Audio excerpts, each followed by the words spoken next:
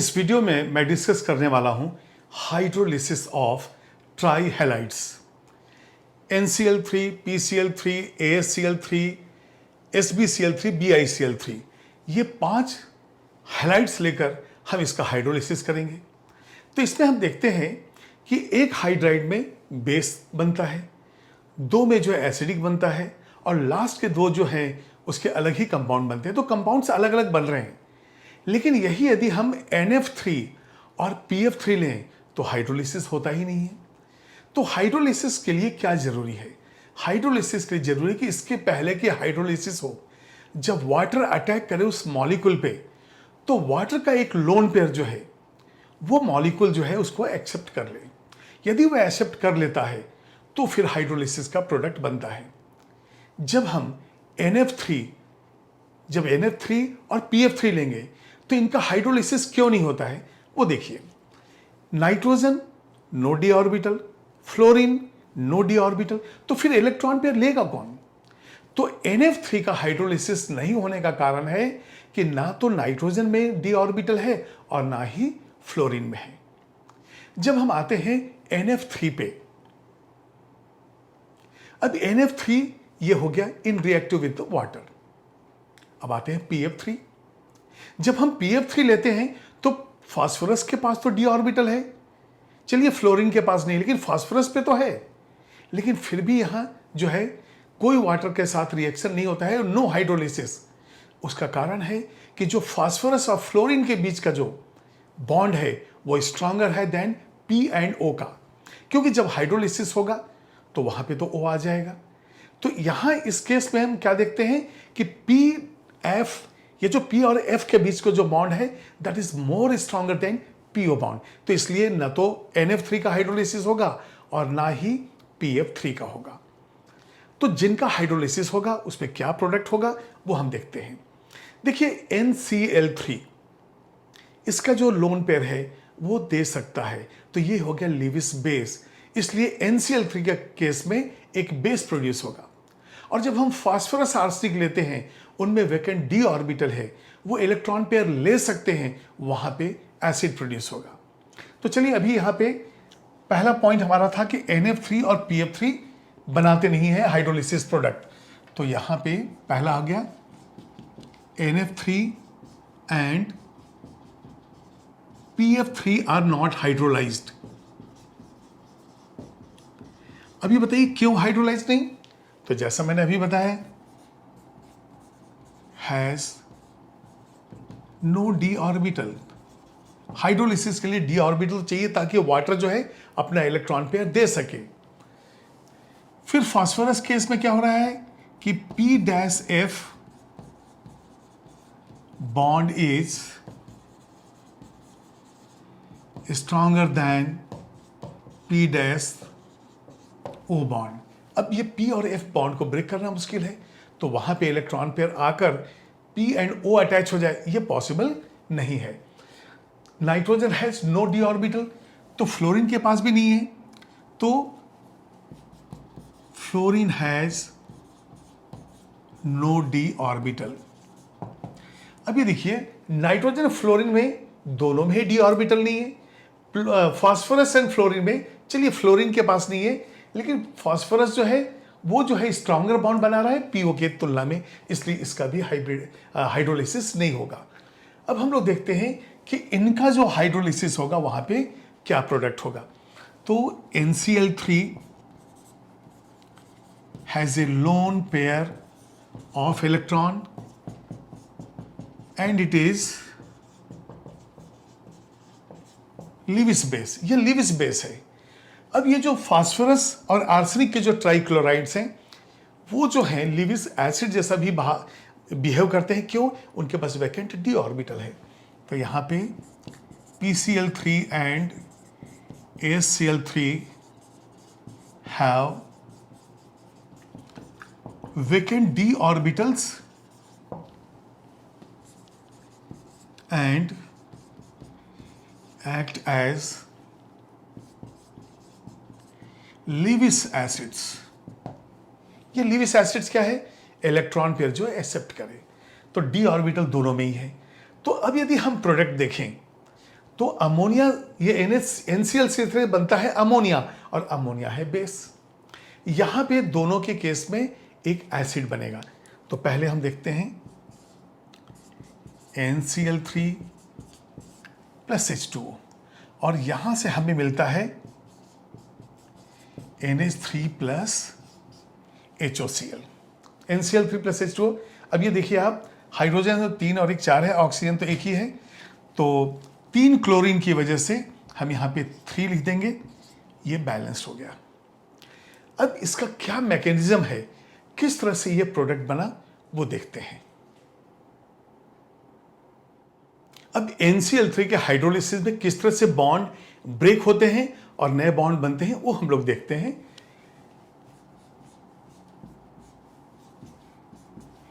ये देखिए, ये जो है NCl3 है, और यहां पे जो रिएक्शन हो रहा है वो HOCl का है। तो अब यहां पे आपको मालूम है कि ये NCl3 जो है इलेक्ट्रॉन पेयर डोनर है, तो ये कैसा बिहेव करेगा, जैसे कि ये लोन पेयर किसी को दे रहा है। तो यहां पे लोन पेयर है, और यहां से ये देखिए वाटर है ये। अब जब यहां से रिएक्शन होगा, ये लोन पेयर ऑफ इलेक्ट्रॉन यहां पे दिया जाएगा, और ये हो जाएगा NCl2H, और यहां से हो जाएगा HOCl। तो ये देखिए NCl2 ऑलरेडी है, ये हो गया H, और प्लस हो गया HOCl, यहां से बन गया HOCl। अब 2 और वाटर मॉलिक्यूल यहां पे इन्वॉल्व होंगे, तो अब ये देखिए यहां पे 2 HOH, यहां से NH है, यहां से 2 और H आ जाएगा, तो ये हो जाएगा NH3। अब यहां पे 2 Cl है और 2 OH ग्रुप है, तो ये हो जाएगा 2 HOCl। तो इस तरह से NCl3 का हाइड्रोलिसिस होता है, और ये इलेक्ट्रॉन पेयर डोनर है, ये जो है डोनर है, इसलिए ये जो इलेक्ट्रॉन पेयर था वो इस हाइड्रोजन को दिया गया, और इस तरह से जो है अमोनिया बना। तो ये लिविस बेस है, और अमोनिया क्या बना, बेस। तो बेस है, इसलिए इसने बेस बनाया।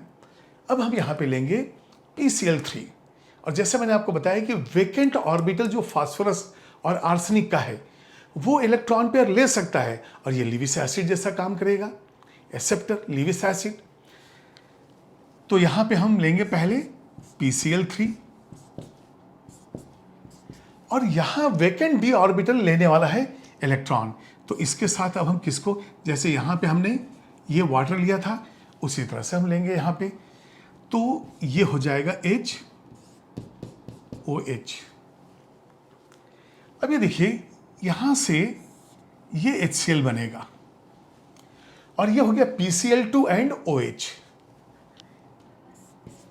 अब ये देखिए, ये जो इलेक्ट्रॉन पेयर है ऑक्सीजन का, तो ये हो गया डोनर, और ये इलेक्ट्रॉन पेयर कौन लेगा, फास्फोरस। तो यहां पे जो प्रोडक्ट बनेगा, intermediate product PCl2 and OH, ऐसा। और इसके साथ क्या बनेगा, HCl प्लस HCl। अब फर्दर स्टेप में क्या होगा, यहां पे 2HOH वाटर हम ले रहे हैं, हाइड्रोलिसिस हो रहा है, तो पहले अटैक करके इसने डोनेट किया इलेक्ट्रॉन पेयर, और ये इंटरमीडिएट प्रोडक्ट बनाया। अब ये देखिए, दोनों क्लोरीन 2 हाइड्रोजन की वजह से बाहर आ जाएंगे, और यहां पे हो जाएगा 2HCl, और यहां पे P और OH टेकन थ्राइस, 2 OH यहां से, एक यहां से, और ये जो POH टेकन थ्राइस है, यही है H3PO3 फास्फोरस एसिड, इसका नाम है फास्फोरस एसिड। अब ये देखिए, ये इलेक्ट्रॉन पेयर एक्सेप्टर है, और ये हो गया लिविस एसिड। इस लिविस एसिड से हमें एसिड मिला, लिविस बेस से एक बेस मिला, इसको नोट कीजिए। अब PCl3 के बाद AsCl3 लेंगे, आर्सेनिक ट्राइक्लोराइड। ये भी जो है लिविस एसिड है, ये इलेक्ट्रॉन पेयर एक्सेप्टर है। क्यों, इसका भी वेकेंट ऑर्बिटल एक इलेक्ट्रॉन पेयर को एकोमोडेट करेगा, जो वाटर देगा। तो यहां पे हम देखेंगे AsCl3 प्लस H2O, और यहां से हमें मिलता है H3AsO3 एंड प्लस HCl। इसके पहले हमने देखा है कि जो PCl3 था वो वाटर के साथ रिएक्ट किया था, और यहां से हमें मिला था H3PO3 एंड प्लस HCl। यहां पे 3 ऑक्सीजन है, इस तरह से बैलेंस हो जाएगा। 3 ऑक्सीजन और 6 हाइड्रोजन है, वो बैलेंस है। ये जो H3AsO3 है ये कहलाता है आर्सेनस एसिड। देखिए H3PO3 क्या था? फास्फोरस एसिड, जो मैंने अभी नाम दिया है, ये है आर्सेनस एसिड। अब आर्सेनिक भी इलेक्ट्रॉन पेयर एक्सेप्टर, तो ये है लीविस एसिड। मैकेनिज्म बिल्कुल वैसे ही होगा। यहां से हम लेंगे एस और ये 3 Cl हो गई है, ये electron pair acceptor d orbital की वजह से, और यहां से हम देखेंगे HOH ऐसा हम ले लेते हैं, और यहां पे 2 लोन पेयर ऑफ इलेक्ट्रॉन है। ये 90 डिग्री नहीं है, बस सिंपली रिप्रेजेंटेशन है। यहाँ पे तो 104 डिग्री 31 मिनट का जो है बॉन्ड एंगल होता है, लेकिन अभी हम सिर्फ मैकेनिज्म देख रहे हैं। अब यहाँ पे देखिए ये H और Cl आपस में कंबाइन होंगे। ये जब AS और Cl का बॉन्ड ब्रेक होगा तभी जो है ये O इस पे अटैच होगा, और ये लोन पेयर ऑफ इलेक्ट्रॉन इसको देगा। तो यहाँ पे जो प्रोडक्ट बनेगा वो होगा Cl2AS, और ये OH ग्रुप इस पे अटैच हो जाएगा। इसके साथ ये HCl बनेगा। अब वाटर मॉलिक्यूल फिर से अटैक करेगा इसको, तो यहां पे देखिए 2HOH हमने लिया, बिल्कुल जैसे ही H3PO3 बना था वैसे ही यहां बनेगा। अब हमारे पास AS है, OH जो है ये 3 है, तो ये हो गया AS, OH टेकन थ्राइस और प्लस 2HCl। यही कंपाउंड है H3AsO3, नाम है आर्सेनस एसिड। तो हमारे पास ये था लीविस एसिड, और यहां पे हमें क्या मिला? एसिड। अमोनिया के केस में लीविस बेस था, वहां पे NH3 बेस मिला। PCl3 AsCl3 के केस में दोनों ही लीविस एसिड थे, इसलिए यहां पे 2 प्रोडक्ट हमें एसिड का मिला। अब हाइड्रोलिसिस ऑफ SbCl3 और BiCl3 भी देखेंगे। तो पहले जो रिएक्शंस हो चुके हैं वो कौन कौन से हैं? ये था NCl3 प्लस H2O, और यहां से मिला था NH3 प्लस HOCl। इसके बाद हमने देखा है तो 3 क्लोरीन है, तो इस तरह से हम लेंगे। इसके बाद PCl3, अब ये PCl3 इसमें देखते हैं कितने वाटर मॉलिक्यूल यूज होंगे। प्रोडक्ट है H3PO3 एंड प्लस HCl। यहां पे देखिए आप, तो 3 ये ऐसा हो जाएगा। फास्फोरस एसिड, आप ये जो है फास्फोरस एसिड, इसको लिख लीजिए फास्फोरस एसिड। इसके बाद फिर हम ले रहे हैं AsCl3, बिल्कुल वैसे रिएक्शन मैकेनिज्म भी हम देख चुके हैं। ये है H3AsO3 और फिर 3HCl, ये रहेगा ही। अब जो 2 बचे हैं वो ऐसा है, ये SbO, पहले तो SbCl3 लिख लेते हैं, इसके हाइड्रोलिसिस अब देखते हैं। यहां पे बनता है SbOCl प्लस 2HCl, तो यहां पे एक ही है। तब यदि हम ऐसा लेते हैं SbOCl 2HCl, तो ये बैलेंस हो गया। इसको कहते हैं एंटीमोनाइल क्लोराइड। ये है एंटीमोनाइल क्लोराइड। तो आपने देखा है कि ये NCl3 अलग है, ये PCl3 AsCl3 एक जैसा है। ये अब SbCl3 एंड BiCl3 ये भी एक जैसे होंगे। तो यहां पे है BiCl3 प्लस H2O, यहां से बना BiOCl और 2HCl।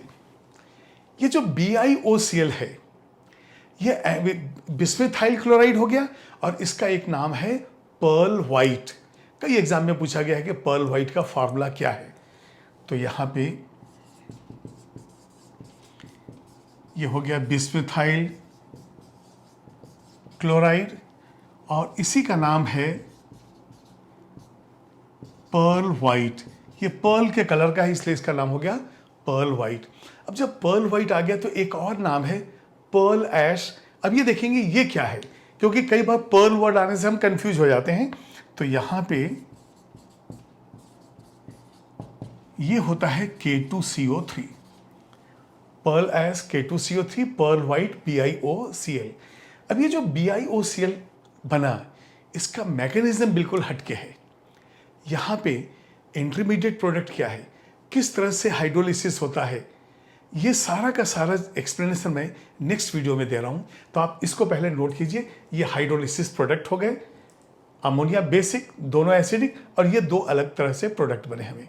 तो ये इंपॉर्टेंट बिल्कुल जरूरी है कि आपको याद करना कि किस में क्या प्रोडक्ट बनता है। नोट कीजिए इसको। और नेक्स्ट वीडियो हाइड्रोलिसिस का मैकेनिज्म BiCl3 के लिए क्या है।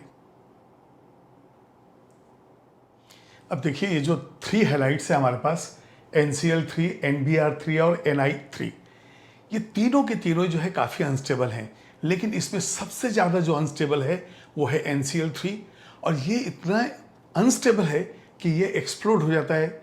अब ये एक्सप्लोड होगा तो N2 एंड Cl2 दो गैसेस मिलेंगे। तो यहाँ पे हम देखेंगे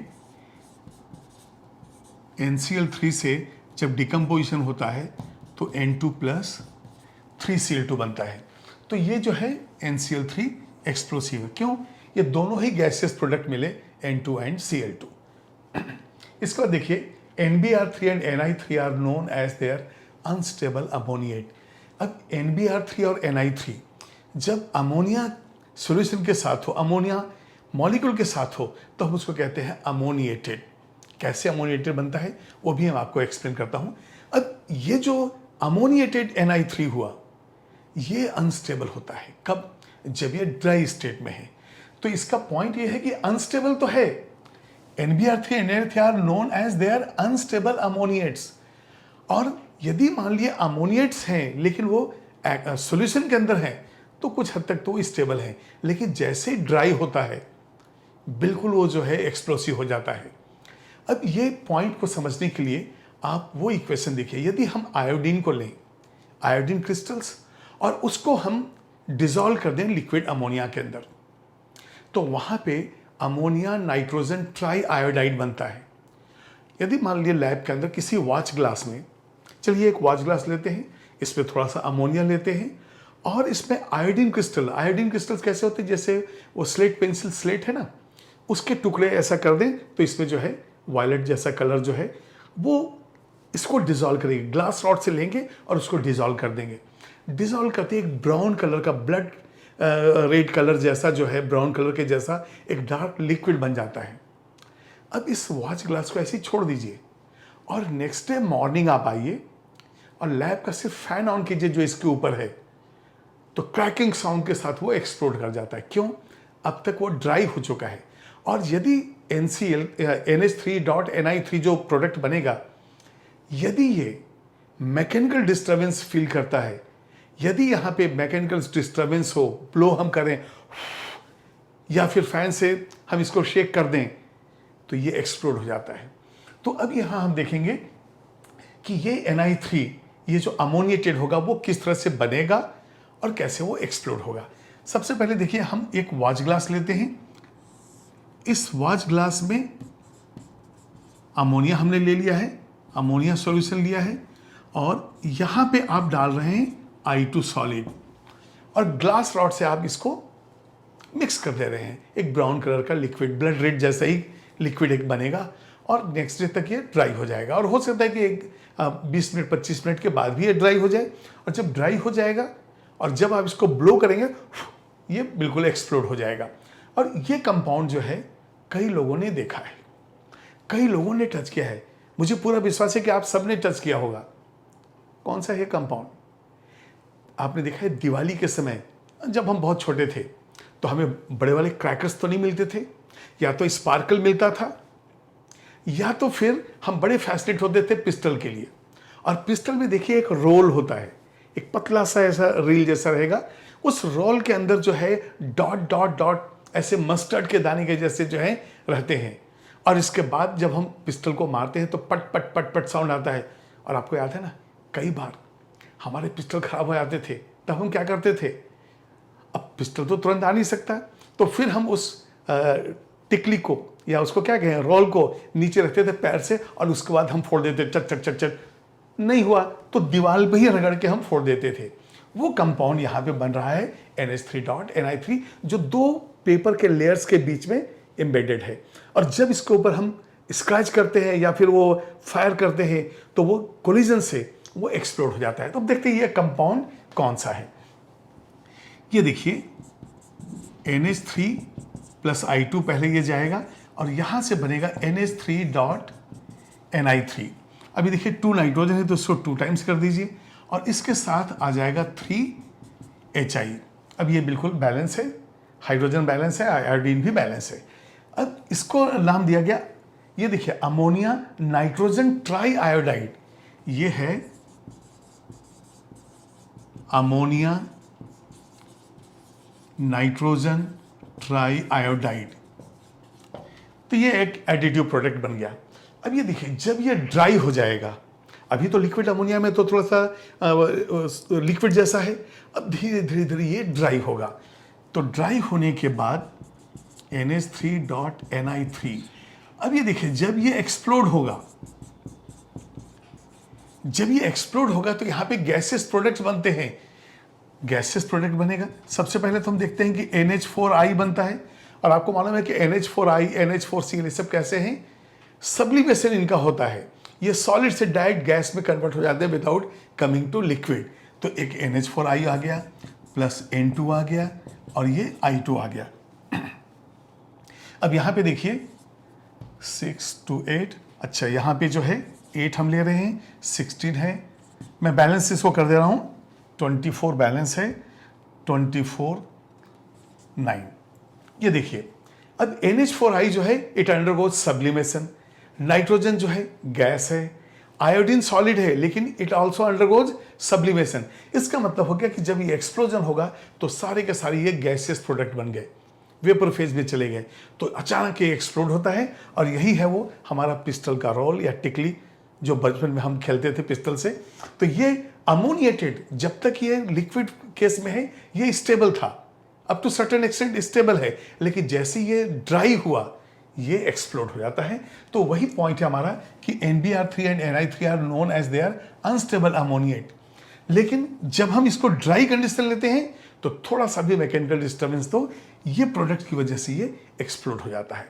इसको आप नोट कीजिए। ये जो एंटीमनी ट्राइफ्लोराइड SbF3 है, इसका नाम है स्वाट रिएजेंट और ये एक फ्लोरिनेटिंग एजेंट है।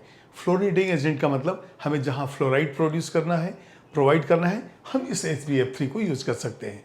जैसे कि आपने देखा है कि HCF4, HCF6 ये सब भी फ्लोरिनेटिंग एजेंट हैं। तो ये फ्लोरिनेटिंग एजेंट,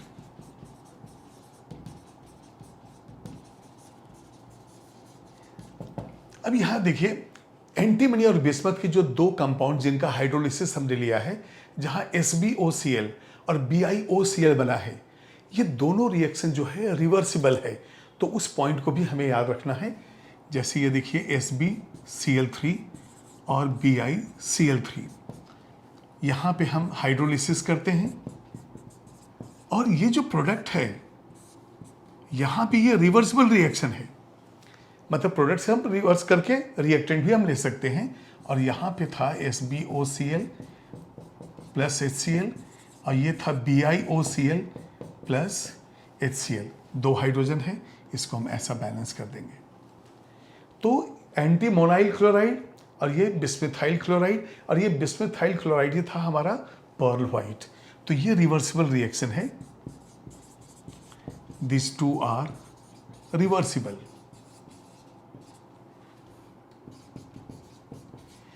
अब रिवर्सिबल रिएक्शन होने से क्या है, जब तक कि हम एक प्रोडक्ट न निकालें तब तक जो है ये रिएक्शन जो है कंप्लीशन की ओर नहीं जाएगा। तो ये SbOCl BiOCl जो है प्रोडक्ट है, और यहाँ पे BiCl को मैं फिर से एक बार कह देता हूँ, ये है हमारा पर्ल वाइट। और मैंने भी थोड़ी देर पहले आपको बताया है कि पर्ल ऐश जो है वो होता है K2CO3। अब कंप्लीट जो है ट्राई हैलाइड्स का हाइड्रोलिसिस होता है यहाँ पे। और अब नेक्स्ट वीडियो जो है वो है आपका पेंटा हैलाइड्स और उसके हाइड्रोलिसिस के ऊपर।